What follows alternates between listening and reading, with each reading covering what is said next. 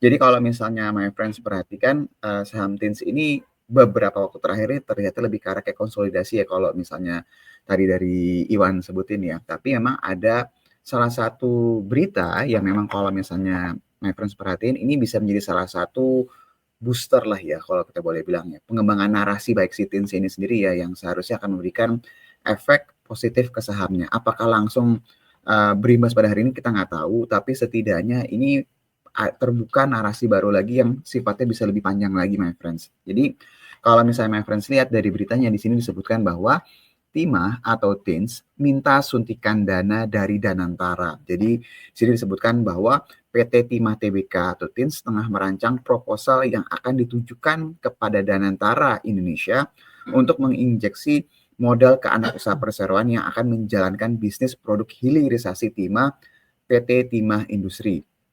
Jadi tadi ini sebenarnya sempat disebutkan sama Yuli ya di awal ya bahwa rencananya emang anak usaha TINS ini akan memproduksi beberapa produk hilirisasi seperti tin solder, tin chemical dan hingga tin powder. Jadi kalau misalnya my friends lihat pengembangan di anak usahanya Timah ini seharusnya bisa berpotensi menaikkan margin keuntungannya Timah di waktu atau di masa mendatang nih my friends. Dan kalau melihat dari keadaan ini ketika ada kalimat minta suntikan dana, pertanyaannya adalah berapa besar dan kira-kira prosentasenya ini akan seberapa besar juga nih.